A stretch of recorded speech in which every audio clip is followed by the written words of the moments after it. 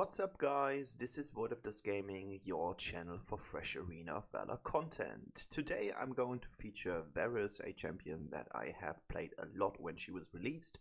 Then she was nerfed to the ground, then she had some upgrades again and she became a lot better, where you were able to basically 1 versus 3 and kill all of them. And now we are taking a closer look on how good she is in the current meta, how well she works with her combos, and today's video is all about her and an updated build. So let's check that out at first.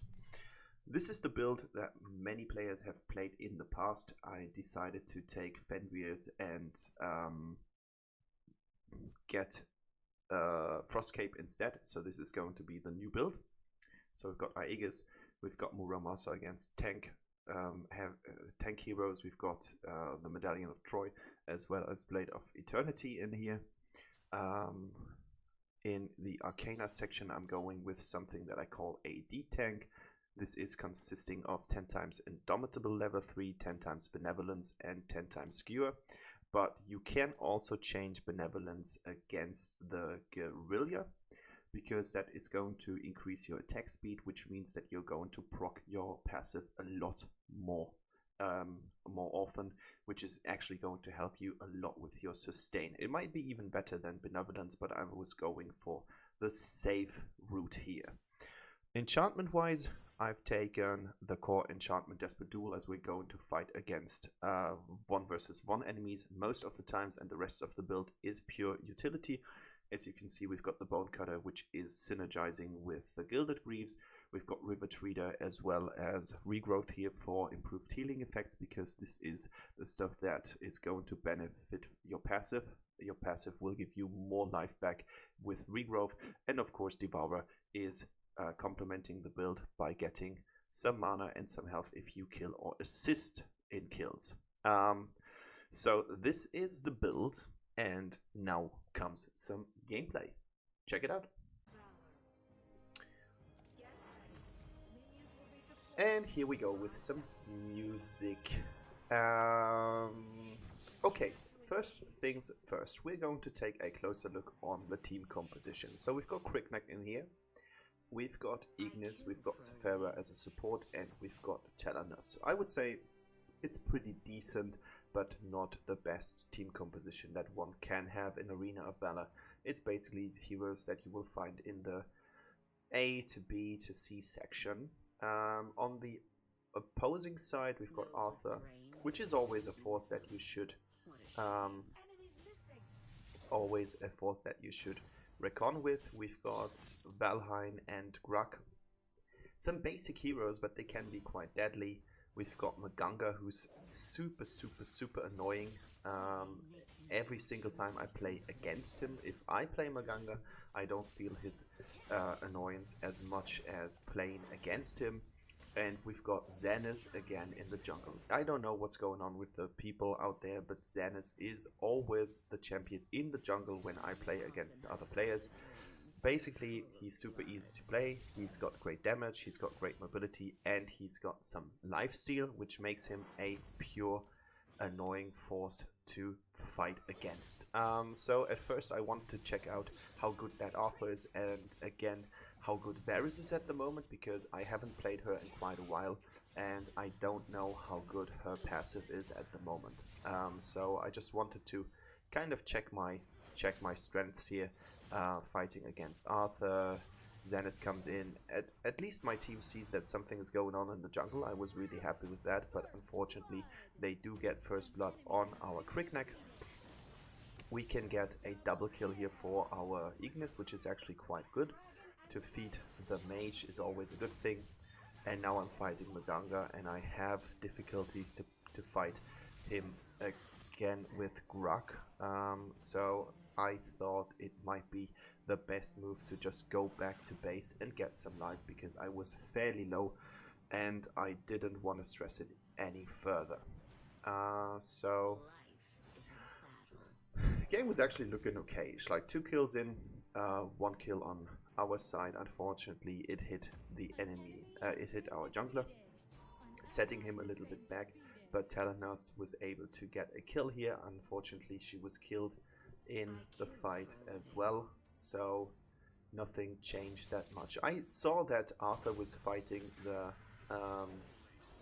Spirit Sentinel here, so now he has some life regeneration, but I was just again trying to fight him, find out how good I am against him, and as you can see, I think we got the upper hand in total. I don't know if he used his ultimate before on the Spirit Sentinel, which could have been the fact, or it was on cooldown from a fight earlier, but his cooldown is actually fairly low, which makes him quite deadly, because this is something that is packing a punch as well as some crowd control effects, and I was just shoving some minions into the tower before heading back to my lane. Now Quicknick gets a double kill, Telenas gets a kill, so we have managed to get a little advance here, 6 versus 3, and now Quicknick and I are on the heels of Arthur. I'm pulling him back, and I do get my first kill here in the game.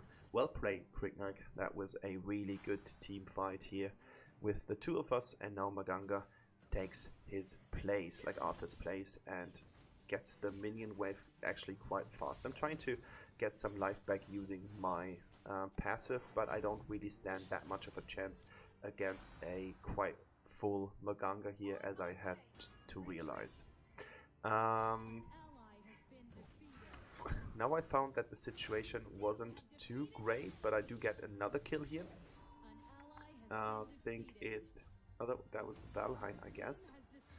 So I made the right call in the right direction, and now I do get a lot of stacks from the Maganga Venom, and I saw myself die here at this point because it was just so low that I had to go back immediately, and I thought I wouldn't make it, but fortunately for us, everything was in our favor, and I was able to get back to safety without being killed here. So the game is actually looking okay at this point, but that doesn't tell you anything about the outcome later on in the game.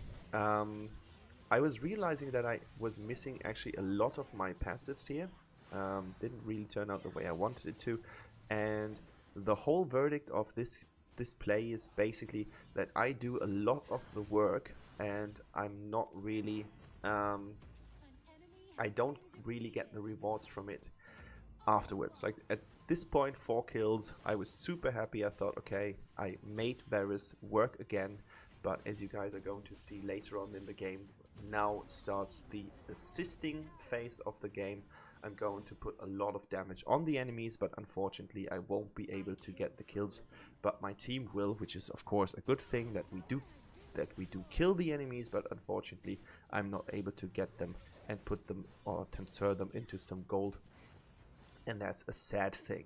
Arthur has now managed to get the tower, which is a bummer because we could have saved it if we would have been a little bit early here, and unfortunately I was not pressing my S2 here to reel Arthur back in and kill him so that he is still alive, and now I am about to get in and we can't kill them. That was really sad. Like this, I thought that I would be able to go in, have my passive already stacked up so that the last ability would bring me to the point where my passive would proc, giving me the opportunity to hit 3 or 4 enemies at once and turning all their life loss into some life gain for me, but that didn't turn out the way I wanted it to. Mistakes were made here, and I should have waited a little bit longer to stack them up on some other minions, or just use some of my abilities from range in order to stack them up. I mean, you've got the indicator on the bottom of your health bar, and it didn't turn out as I planned. Meanwhile, Telenas gets another double kill, so we are putting ourselves still in the better position when it comes to kills, and now I need to go in and help out my marksman. We do get another kill here, but Telenas is shut down in the continuous gameplay, and if I'm fighting one-on-one against Arthur, I do actually have an opportunity here, and unfortunately Zephyra gets the kill because her ult was activating and the pure damage was coming in at killing Arthur here, but we might just get the tower here. I was zoning, trying to zone Maganga here, and it worked. But now I need to make some way back because I've got already 5 stacks here. There is Grug nearby, and you don't want to get hooked by Grug right now because that just means you will get an immediate tower shot, and that tower shot is going to kill you. So it's time to retreat, or at least play a little bit safer, stay in the back and try not to get focused by the enemies, because that means that I'm going to die immediately. Unfortunately, my mobile phone is lagging a little bit. I hope you guys can cope with that. Now we've got some Zenith here. Again, I'm not able to get the kill. I think this is something that Zephyra is activating by using her first ability and the little fish that she gets, and she's stealing a lot of kills with that, but unfortunately we can't do anything against it. It's just how the game works. Nice sidestep here. As I said in one of my last videos, I have the feeling that Grug's range was nerfed a little bit, so his hooks are just getting a little bit shorter here, and now we're trying to play really aggressively so that Telenas can focus on getting damage to the tower.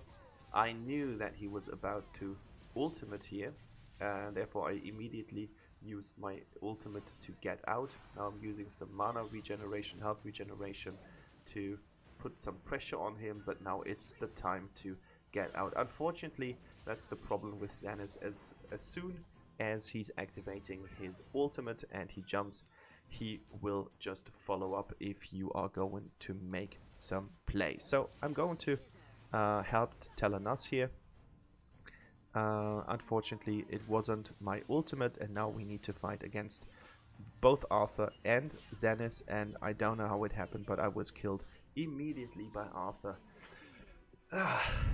Still gold lead for me, just to show you how the game is going on right now. 9 minutes have been played, the game is lagging as hell. I don't know what's happening with my phone. Nothing is running here, it's just like pure gameplay. No app is just kind of like progressing in the background, and I don't know what's going on from time to time.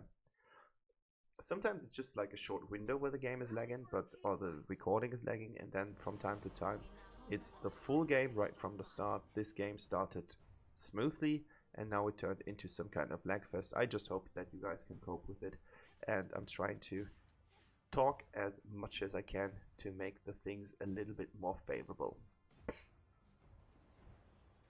So we've got 2 tanks here.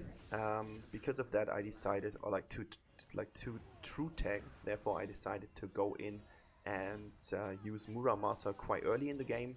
Now I was trying to act as a tank, but unfortunately the whole fight was basically moving to the right hand side of the battle, and my team wasn't able to follow up with some damage, and we do get killed here in the outcome on well, triple kill for Valheim. That's not something that you want to see in minute 11, and the little advance that we had kill wise has now been turned into something which is even, so 22 versus 22.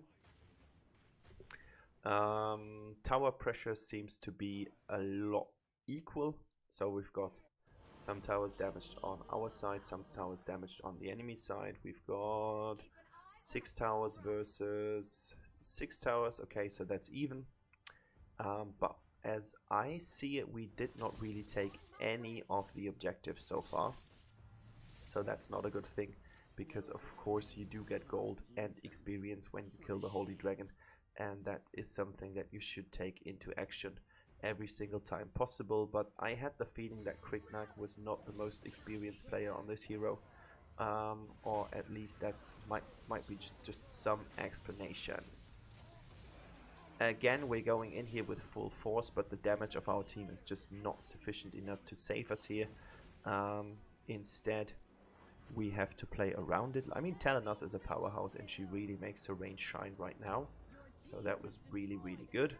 And I was just checking how many magic damage based heroes we have in the enemy team, and therefore I decided to switch Medallion of Troy into Gaia standard, because we've got this kind of incoming slow damage that's going to add up from time to time if Maganga is actually getting some venom in. We do have Grug, and as you can see, he's just building pure tank items, so his damage is basically neglectable. It's basically non-existent depending on the runes that he has, and therefore I decided to go with the Gaia standard because it gives us more tankiness as well as some health regeneration, which is actually stacking up with some of the stuff and some of the tools that we are currently using in our build.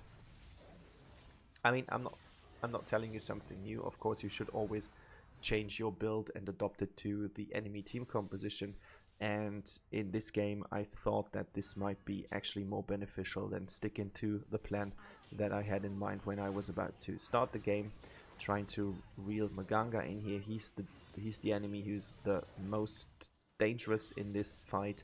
I mean, Arthur is there, everyone else is there, but again, the damage from my team is not sufficient. I'm not really a true tank, therefore of course the enemy doesn't have any problems to shred through my armor, and we get wrecked in this scene. As you can see, 10 kills, 11 kills, 6 kills. Grug is the worst with Maganga, but Maganga is actually really good for the overall team damage because he is shredding down heroes because of his venom, no matter on how much armor they have or anything else. So 14 minutes have been played. We are on the run. Like, what we need to do now is just to defend our towers and try to start some kind of action after this. Trying to do something here again.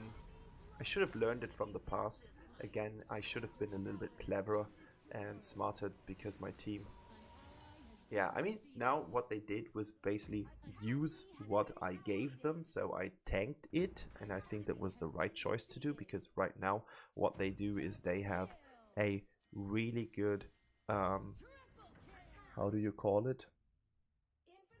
I mean, we do get the advantage here because the enemy team is now entirely dead. I think it was the right choice to go in as a tank because now they can have retaliation. It's basically like some kind of riposte play. We answered the fight with me tanking the damage, and now my team has the opportunity to start to get and whittle down some towers. But as you can see, unfortunately, the enemy team is about to come back. Arthur is back now. Xanis is back now, and Maganga is back now, so that the enemy team is about to be full again. So it takes us another team fight in order to get through them. Luckily, the positioning of Valheim wasn't the best, so we were able to get another kill here on him. And now the enemy is basically trying to retreat, and we do get the enemy team by the fullest. So 5 kills, 15 assists, that's actually quite much. And I just saw the opportunity to end the game right now immediately, therefore I secured the minion wave here by killing the minions that were stopping them. Telenas has already gotten the tower that was blocking the core, and with Sephara and the minions we can get another tower, so even if we would not end the game right now, we would still have the upper hand because we had 2 towers next to the core, and it doesn't matter anymore because this is game and we won and we ended it, and that was some really nice game here. Unfortunately, we didn't have a real tank because I think that would have put some of the stuff into our favor even better than me tanking all that shit. So Telenas was really good, and my verdict on VERES is I'm still not sold on her. She was really powerful lately. I think she still has a strong teamfight component because she's got a lot of crowd control effects coming from her S1 and her S2, but she can't really shine as she did lately when she was released. So still quite good, but not the best, and that's that. So thank you guys for watching. I hope you guys have a pleasant evening.